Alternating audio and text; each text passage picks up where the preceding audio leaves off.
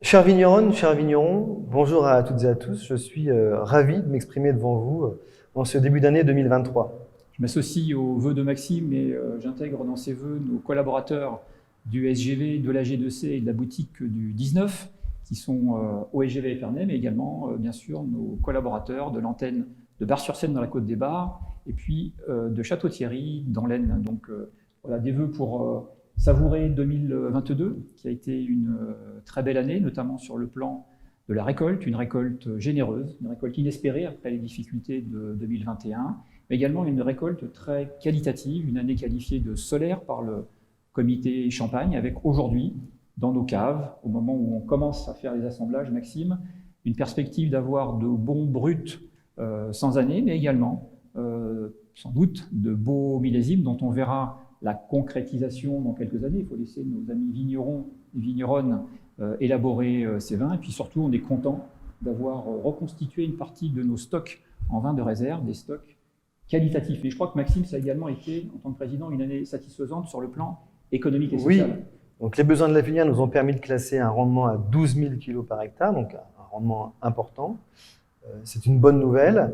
Et puis nous avons pu innover cette année en ayant la possibilité de déplafonner le rendement butoir pour aller jusqu'à 16 500 kg pour ceux qui le pouvaient, pour reconstituer donc de la réserve interprofessionnelle, et donc qui nous permet aujourd'hui de nous parer à nouveau contre des futurs aléas. Donc en tout cas, nous avons pu, 5000 d'entre nous, profiter de cette possibilité de remettre jusqu'à 16 500 kg donc de rendement plus remise en réserve. Donc une excellente nouvelle.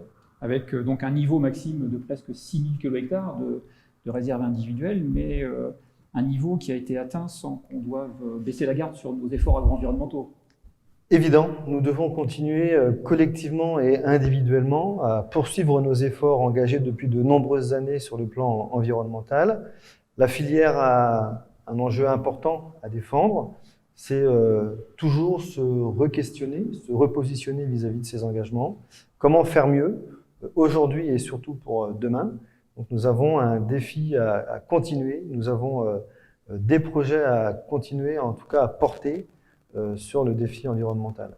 Et Maxime, également, en tant que président, une satisfaction sur le plan des sujets long terme portés sur le plan politique. Le sujet politique, la défense des intérêts des vignerons est le quotidien du syndicat général des vignerons. Donc il est évident que nous allons continuer à poursuivre la défense de nos intérêts. Alors ici à Épernay, bien sûr, mais aussi à Paris et un peu plus loin. Donc nous allons continuer à vous défendre, à nous défendre sur tous les sujets qui ont un trait au vignoble. Alors une année 2022 très positive. On espère que 2023 sera également une année très satisfaisante pour toute la Champagne, mais on a quelques nuages qui s'amoncellent devant nous. Sur le plan de la géopolitique internationale, beaucoup d'inquiétudes, toujours des difficultés pour certaines filières en approvisionnement, que ce soit des matières premières ou des produits transformés. Sur le plan économique, un ralentissement, une baisse de l'activité économique, on parle même de récession. Voilà, mais dans ce concert, la Champagne est un petit îlot de prospérité, Maxime, puisque ça continue de bien aller, même si on est prudent, on sait que les arbres ne grandissent pas indéfiniment vers le ciel. L'atterrissage commercial 2022 était quand même exceptionnel. Bien sûr, alors savourons nos réussites, savourons les succès. Il est important que nos défis de demain, c'est de continuer à vendre très bien nos bonnes bouteilles de champagne. Le partage de la valeur ajoutée est un sujet extrêmement important pour les vignerons de Champagne et pour la filière Champagne. Donc nous sommes attentifs en effet à ce qui va se passer en 2023, mais il faut rester optimiste. La filière est parée à affronter les mois qui viennent. Continuons à rester collectifs, continuons à jouer collectif, c'est le plus important. Et puis ensemble, nous réussirons ce cap de 2023 avec tous les défis qui arrivent, le défi bien sûr économique, mais le défi environnemental, le défi qualitatif. Donc ensemble, toutes et tous, cap sur 2023. Et moi, je vous souhaite une excellente année à toutes et à tous. Bonne année 2023.